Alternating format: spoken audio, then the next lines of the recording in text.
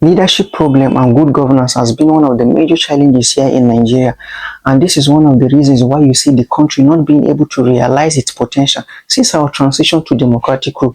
But when we talk about leadership problem, we are simply talking about having the right individuals in positions of leadership, individuals who mean well and can serve well, individuals who are patriotic, individuals who have the interest of Nigeria and Africans by extension at heart, individuals who have the spirit of the first generation African political leaders, the likes of Kwame Nkrumah, Julius Kambarage Nyerere, Modibo Keita, Ahmed Sekou Toure, you have Sir Abubakar Tafawa Balewa, you have Nnamdi Azikiwe, you have Patrice Emery Lumumba, individuals who know that leadership is about service to the people, not theft on an industrial scale or primitive accumulation.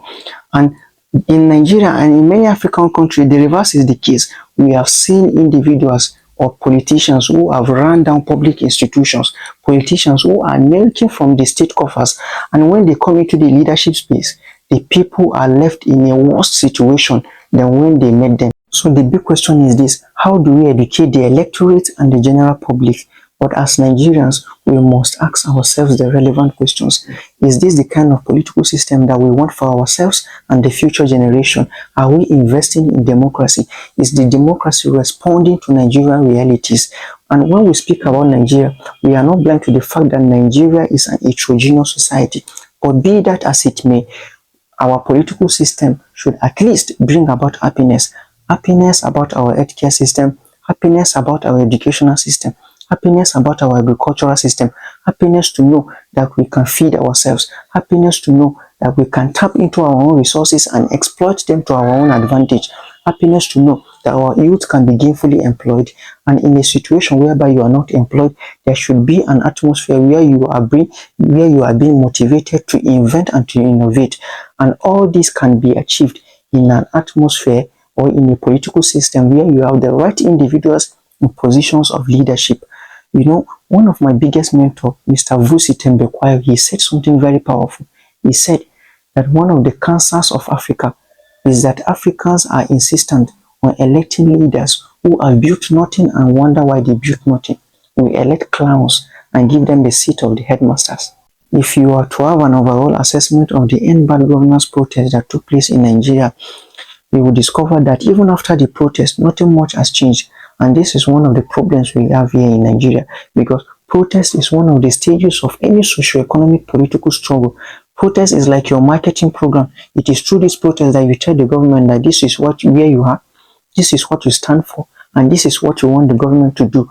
So if you are to also compare it with what happened in other countries such as Bangladesh and what happened in Kenya, you could see that those people the people in those countries actually make demands of the government, and the government conceded to some of those demands. So, and if you are to also look at it in Nigeria, one of the reasons or one of the triggers of the protest was the removal of fuel subsidy. And if you are to look at the posture of the government and how the government is handling the whole subsidy issue, the government is sometimes acting as if it is doing the masses some kind of favor. So, and there are also those who hold the view that subsidies are not just privileges, they are rights of Nigerians. Because if you are to look at it, Nigeria is one of the leading oil producing countries in the world. So it doesn't make sense at the sight of it for Nigerians to be buying fuel at as high as 1,000 naira. So it's just what the Nupi proverb that goes that your mother cannot be selling food and then you are going hungry. If you are to look keenly at some of the policies and programs of the government here in Nigeria, it will suggest that Nigeria is being remotely controlled by some forces outside Nigeria. Because if you are to look at the present-day government that is in place, one of the two leading policies and the programs that they implemented the moment they came into power was to float the naira, and the second policy was to withdraw the fuel subsidies.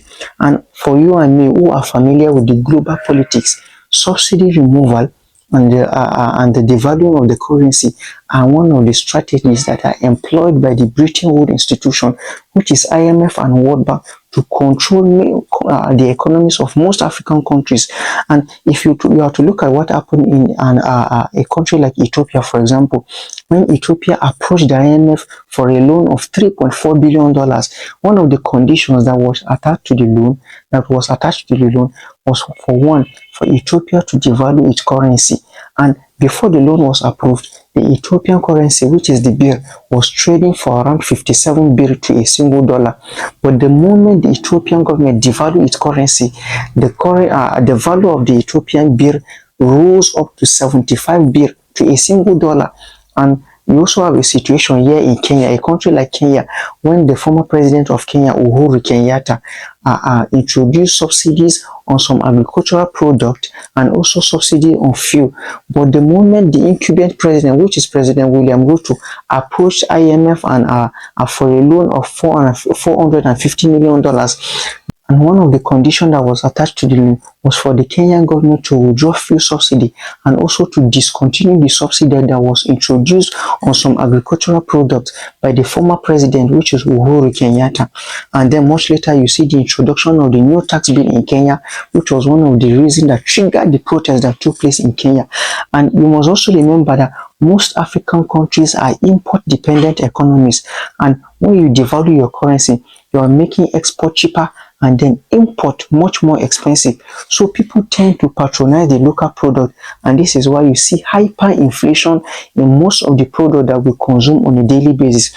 So in a nutshell, and as concerned citizens, Nigerians must be particular in looking at the policies and programs of government with eagle eyes, and also advise that the government should come up with an economic strategy that is convincing, an economic strategy that will bring about wealth creation from home, job creation, instead of running from pillar to pole, looking for foreign direct investment, borrowing money from IMF and World Bank, signing deals which does not materialize.